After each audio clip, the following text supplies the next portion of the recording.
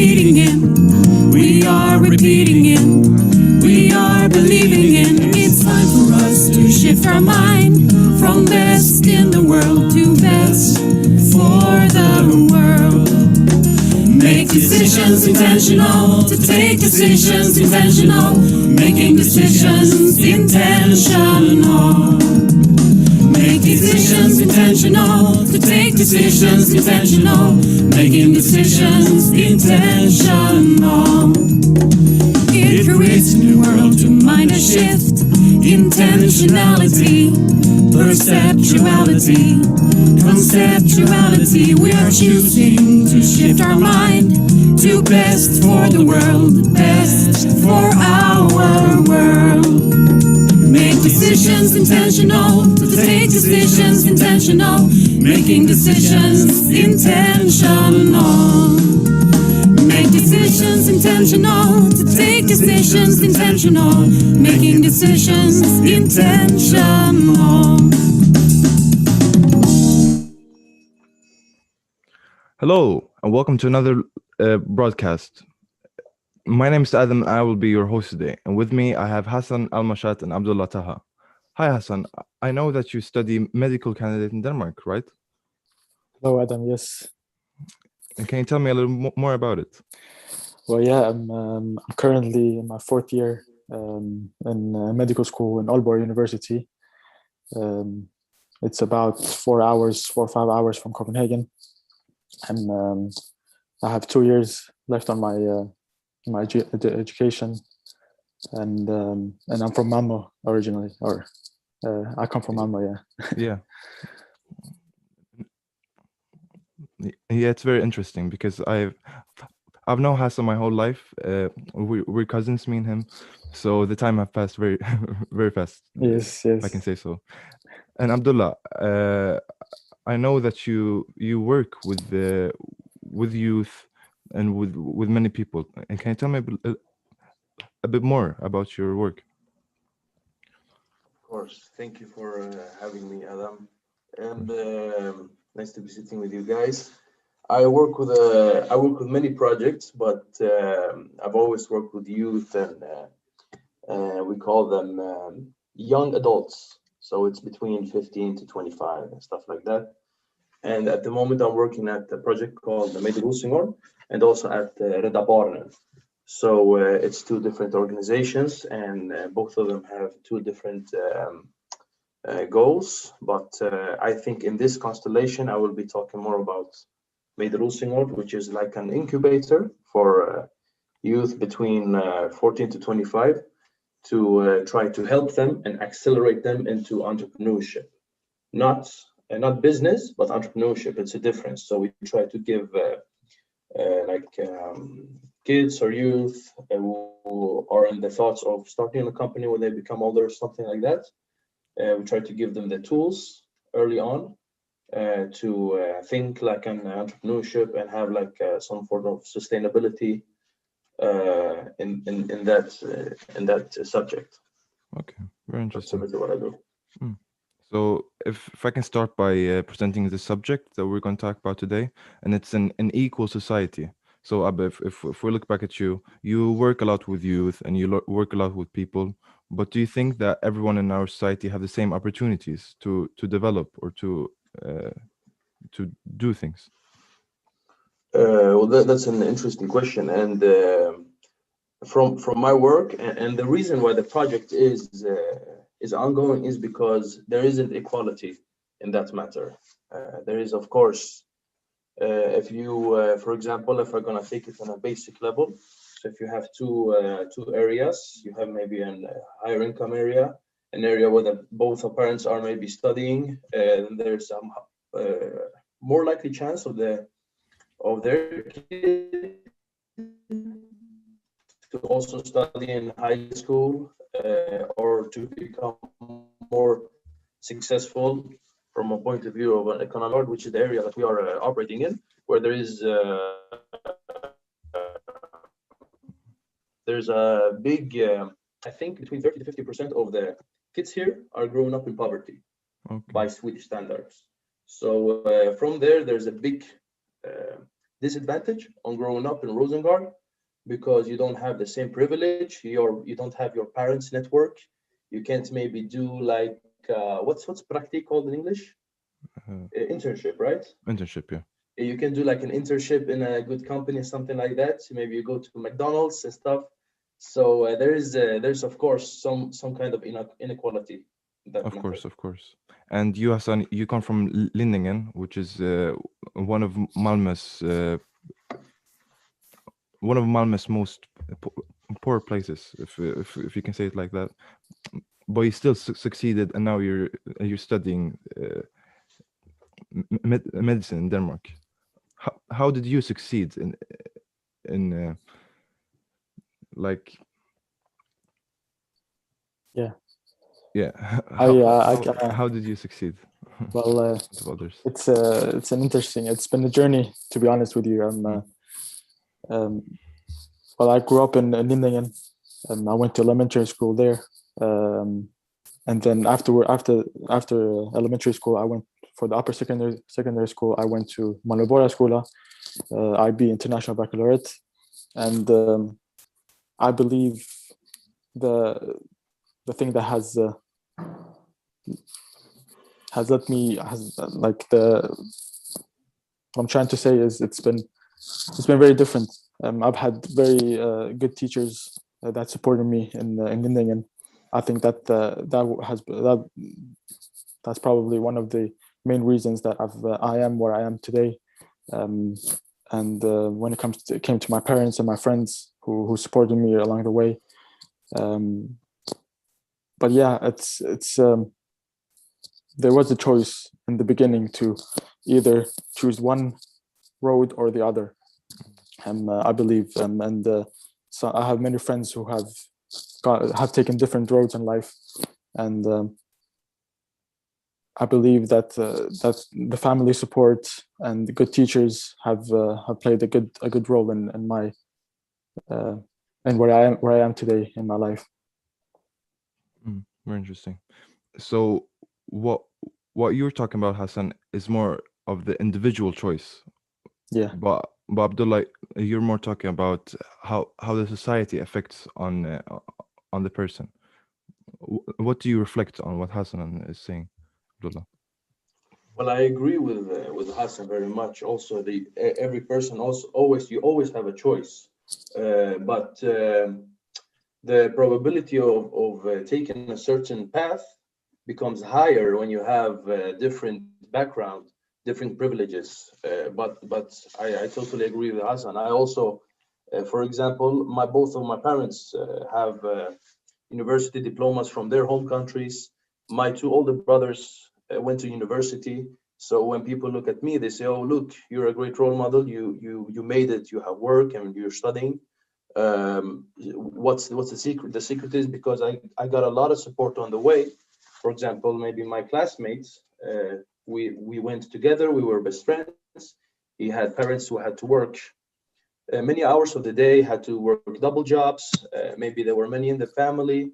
So it wasn't the same. It's easy for people to point and say, look, he didn't make it.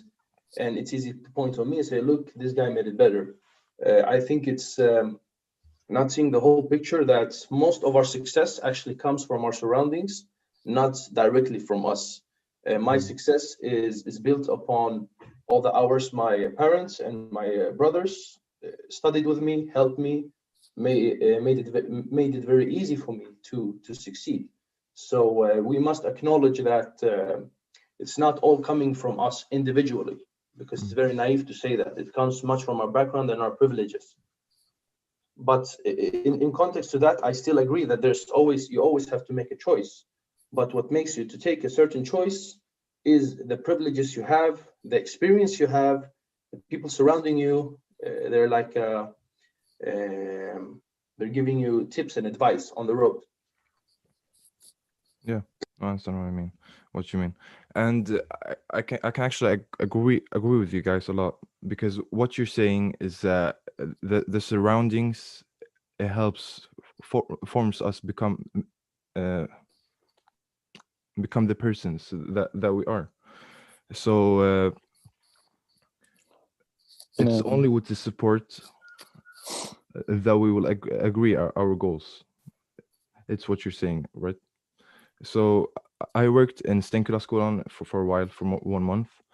It was in 2019, and then the kids there, they didn't get any support, so they didn't believe in themselves. Kids in fifth and sixth grade, they couldn't read and write. So how do you think that we will achieve the support for the children? How do you think that we can move on and support them all the way, Hassan?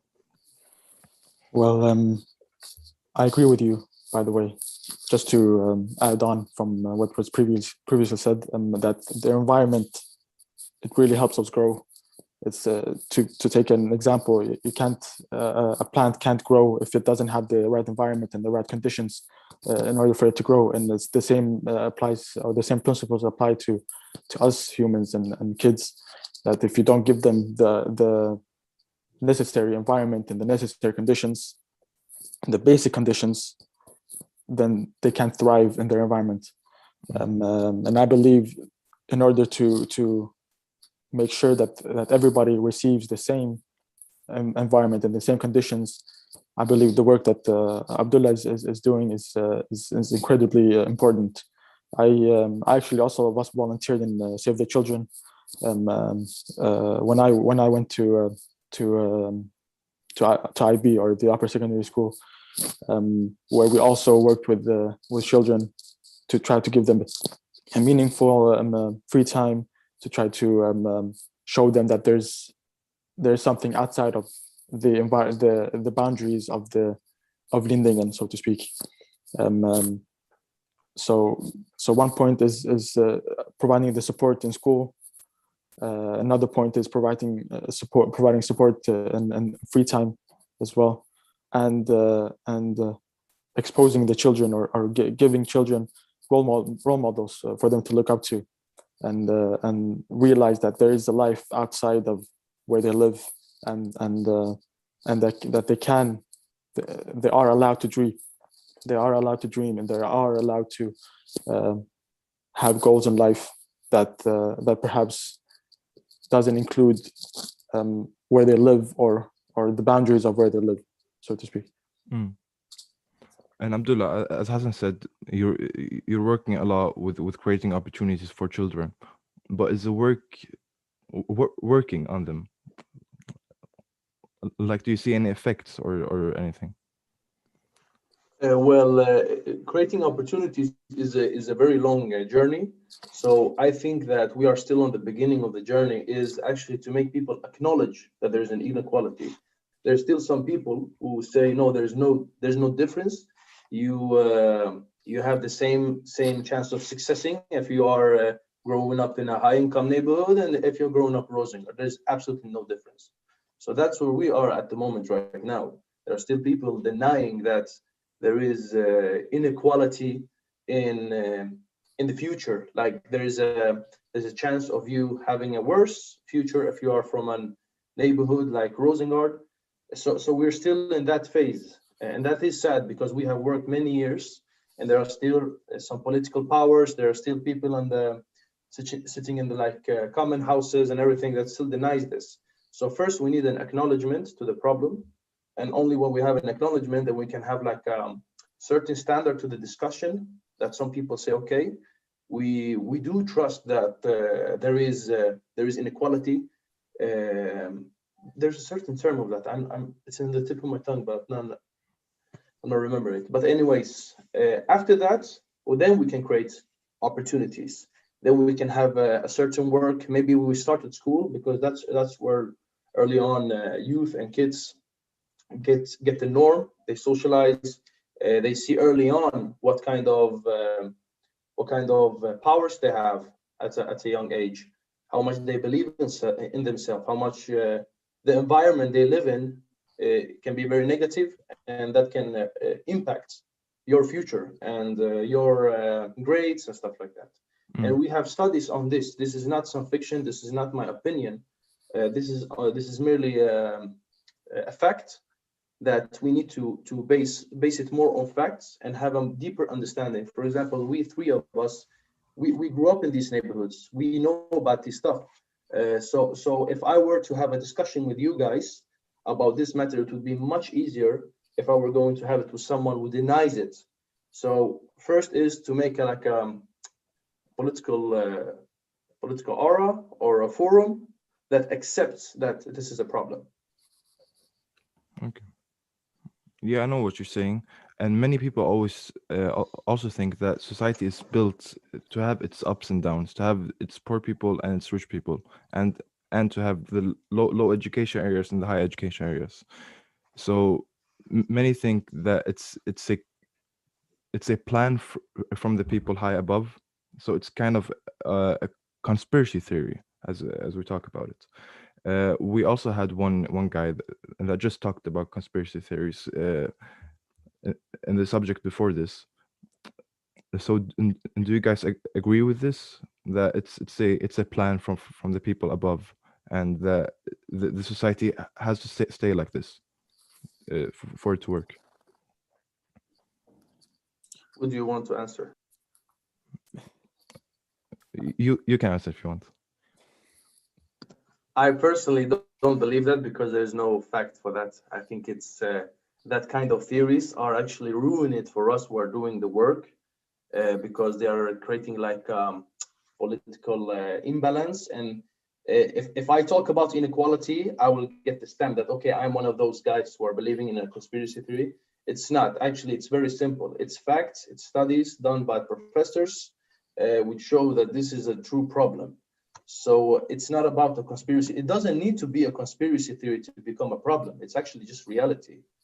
We don't need to add salt to it. So I don't believe in conspiracy theories in that matter. Mm. And what do you think, Hassan? Well, do you agree with Abba, or do you think that it's a plan behind it? I think I agree with Abba actually, because as he said, there's no evidence supporting the fact that there is a conspiracy theory against the people in low socioeconomic places, and the second, there's no rationality behind it. There's no actual logic behind it, because why should the gap even exist? Who will it benefit if everybody would succeed in life or do well in life? The whole of society will gain a lot from it, both when it comes to revenue, when it comes to people working more and working better, and also when it comes to happiness. People will become more happy in their lives and in their everyday life, and that will affect their health as well. So yeah, I don't really believe that conspiracy theory actually is true. Mm. But No. I can add on something. While we're talking about it, it's not a conspiracy theory, but there is some form of system, or there is some form of routine that's creating this problem. Like it is a fact that the inequality is growing. Like from the richest to the poorest is becoming like this. The length is becoming more and more. So there is some form of system, but it's not planned. It's not like some people are saying, okay, we are going to do it like this, but there is some form of system that are creating this inequality. And we also need to acknowledge that, so we can look into, okay, what are other options or alternatives? Because how it's looking right now, if we're looking at the political debate, people are moving more and more from the common best to the individual. So they are saying, okay, now is the individual's problem. It's not a problem from the structure. So the more we are putting on the individual, I think it will become more and more unequal. That's the correct word. Exactly. Yeah, I think I agree with you.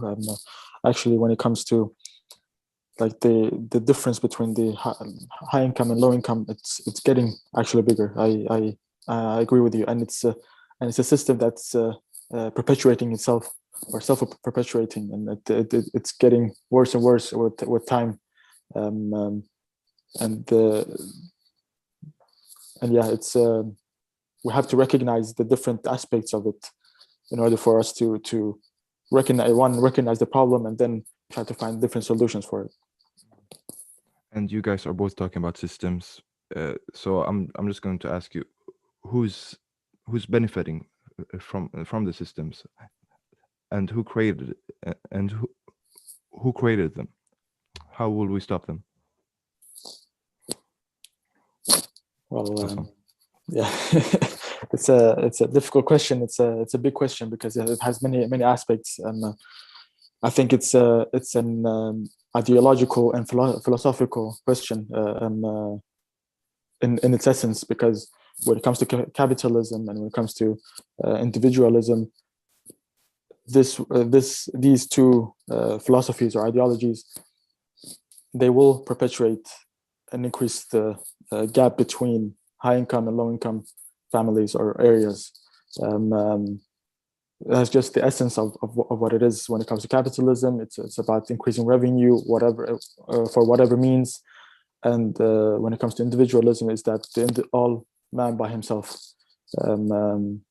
which doesn't really go hand in hand with equal opportunities.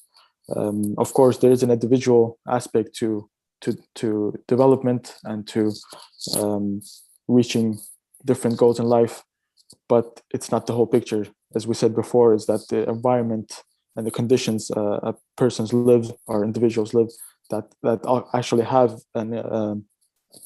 a great impact on where they reach in life. So yeah, in my belief, it's a philosophical issue, and until we can try to solve that in some way, I don't think we can reach a significant development in our society. And what do you think, Abba? Who's benefiting from this system that's making the poorer and the rich richer?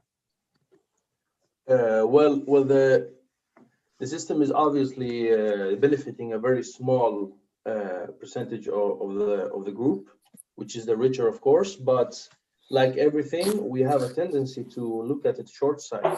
So, for example, people talk about sustainability, but it's mostly about environment. But we're not talking about sustainability of society or sustainability of wealth or economics.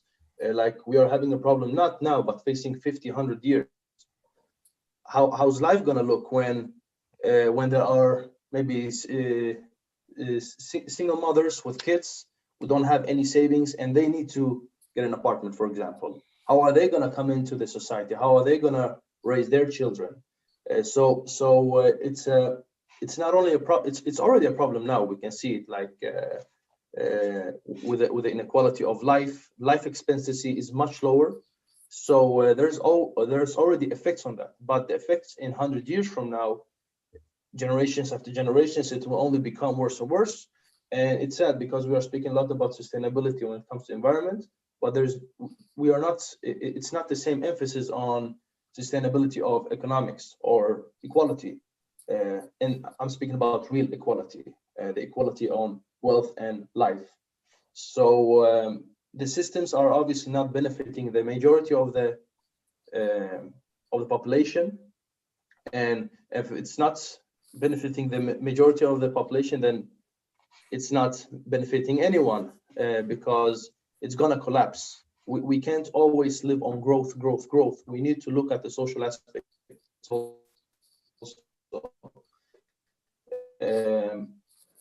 But just a disclaimer, I need to leave this this discussion.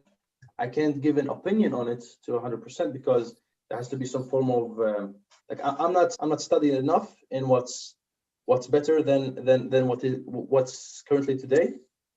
But it's obviously not working. What we have today is obviously not working.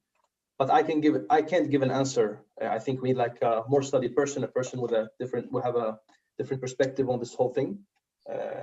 But yeah, first is acknowledgement of a problem. What we have now is not working. Okay. And you also said that the solution to acknowledge a problem is to base it in schools and to just teach kids from a young age. I think you both could agree with that, right? But how would we reach out to, I to these don't kids? think it's the kids' fault. I think the acknowledgement needs to come from upside. We need like our politicians need to acknowledge this, because I don't think like the kids also need to know, of course, what they are experiencing, but the problem is upside down actually, or from the top down. It's we need to teach the people with powers and with wealth and with position. They need to acknowledge that it's not the kids' fault that they are going up maybe with worse grades when they have a school that is worse, that their percent of coming out successful is much lower than another school. So it's hard. It's hard to blame the kids, because the kids only are a product of their environment. So it's the people who are creating the environment that needs to understand this, and it's obviously the people with the powers. No, I agree with you. Yeah, it's, That yeah. just to add on, it's a top-down issue, not a bottoms-up, because it's the discourse has always been it's a bottom-up issue, but in reality it isn't.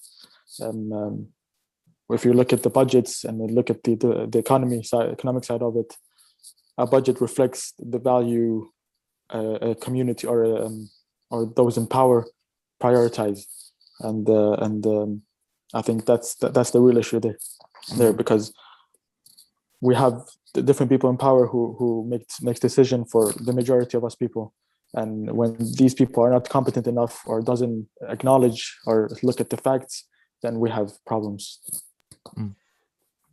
I totally agree. And with you as a youth or a kid growing up and feeling this kind of inequality, you will unconsciously think that power is not for you. You will unconsciously think that democracy is not for you. The society is not for you, because the decisions that are made against you, and the society you've grown up has grown up. It's against you. So it's also like a threat against democracy. That's we are seeing also another problem that kids and youth today have no interest in voting. For example, they think that the elections has nothing to do with their lives. They don't believe in that. So then we have another problem. It's like a domino effect of so many problems which are digging us deeper in the hole. No, I really liked what you said with domino effect, because if we don't interpret kids in thinking that what they do is really helping them, and what they do is important for the society, and that they also affect the society with what they do, they won't want to do anything in the future as well. So I agree with you. And what do you think, Hassan, about what Abba said? Yeah, I agree. One problem leads to another, and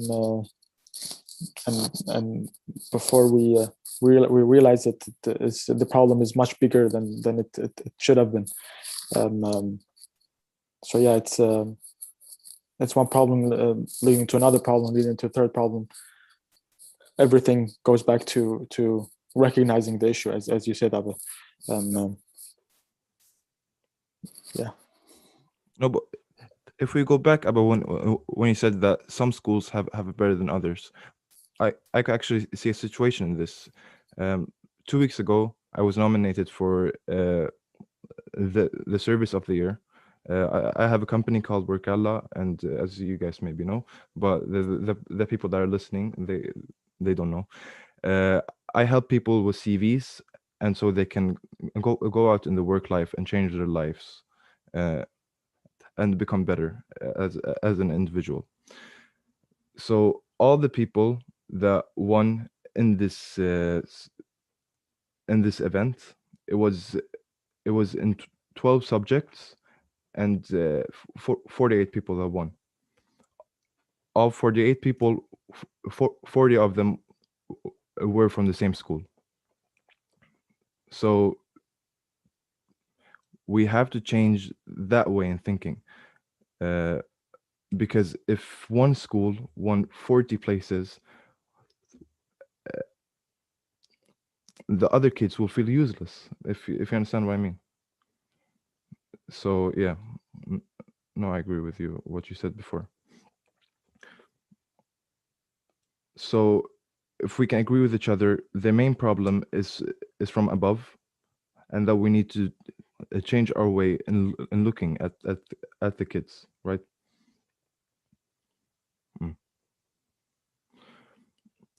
But how will we change the society now? Like we're talking in the future, but it's something that we can do right now to make the next competition more fair for the other schools. What do you guys think about it?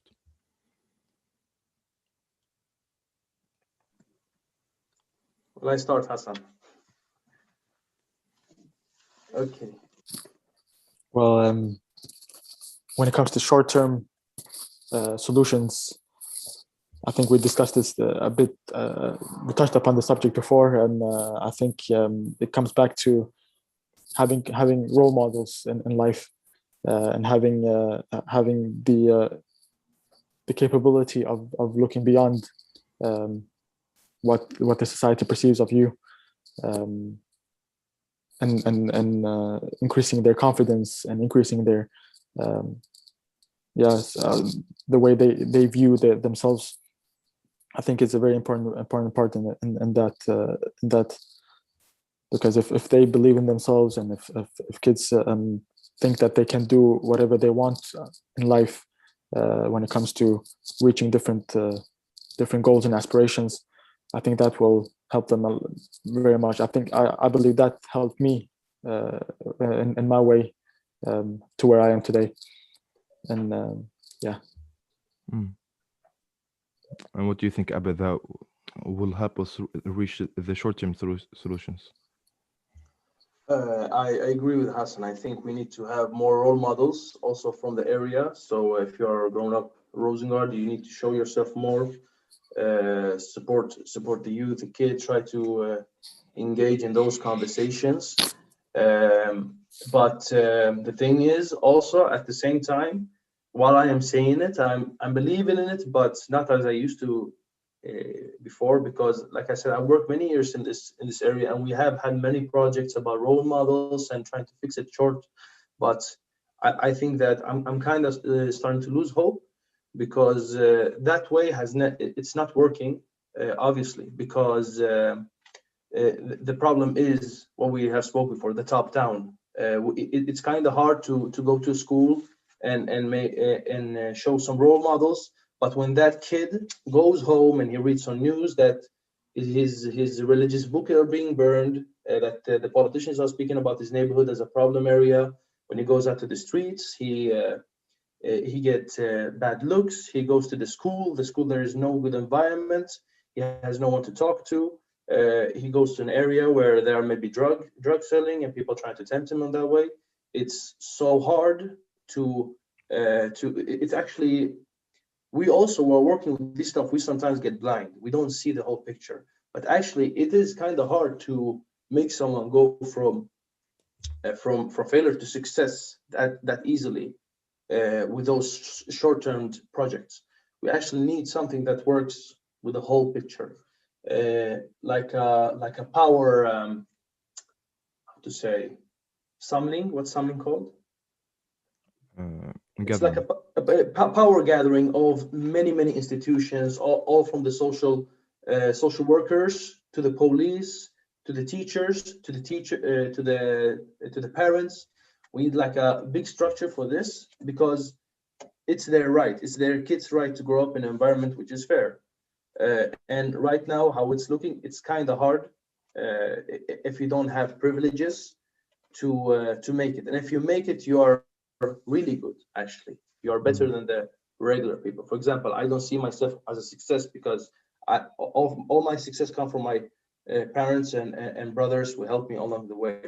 So yeah, it's kind of hard to acknowledge that some of my work I'm doing, it's of course it's helping a bit. Absolutely, it's maybe we can spark the brain to some of our kids. We can lead the battle forward. So in that topic, yeah, of course it's good with those projects that we are doing. But as a whole picture, we are having actually big problems in this area, and people need to acknowledge them. It's not the citizens' fault. It's what made it like this. I agree with you. But what could the people that are listening to this right now, or that will listen to this in the future, do and to make the difference? Like the regular people, like you and me, and the people that aren't from these areas. What could they do? It's a really good question. I think that what you can do is, first of all, your thinking, stop blaming an individual. If you see someone, if you saw, like even there's a lot of people talking about, okay, it's in their genes, it's in their blood. We need to change that totally. You can't call yourself a good human being and not having an understanding of that person's background. And what we can do is we can create opportunities to people, not shut doors, not being afraid, because also where does this power inequality comes from? It comes also sometimes from the people, and that ripples up to the top.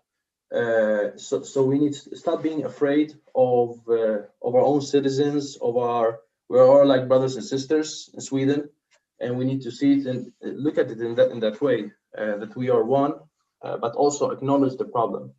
I think acknowledging the problem is this most simple, but also the most powerful thing you can do to help this kind of stuff, the inequality. And Hassan, you live in Denmark right now. Do you see any difference in the people acknowledging the problem in Denmark, or is it any problem in Denmark? This is the same as in Sweden, in Malmo. Well, I believe the situation here in Denmark is a bit worse actually than Sweden. The discourse here has gone beyond the imagination, so to speak. The political discourse and the way politicians discuss and talk about these low-income areas and these low socioeconomic areas is actually becoming. They're talking about ghettos. They're talking about that terminology creates an impact on those who live in the area. I can only imagine. I don't actually live there, but I can only imagine because I'm living there in Nindingen, and it is considered as a ghetto if you talk in Danish terms. So I believe that it's almost becoming a self-fulfilling prophecy sometimes for some kids, that okay, whatever I do or whatever I become in my life, or everybody will see me as the kid from the ghetto, and that actually have an impact on the person's behavior when it comes to long-term success or long-term decisions. So I believe the situation here in Denmark and Sweden is actually moving towards the discourse of the one that we have here in Denmark. I believe, because the different politicians supports different politicians here in Denmark, and they support each other, and they have a sort of a general or the same view, radical view, yeah, so to speak, yeah. So yeah. Yeah. So you also say that the acknowledging is the main solution to the problem. Yeah, it's that's with every problem.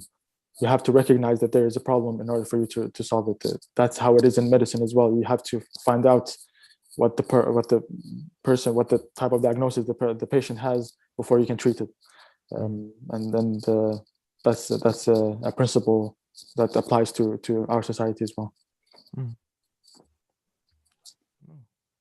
So I'm just gonna say thank you guys very much for coming today, and we had a great discussion. So for all of you that's listening and want to change this problem, just acknowledge it and try to write to some politicians maybe, because if we get a big effect, it will be even better. But thank you guys so much for coming today.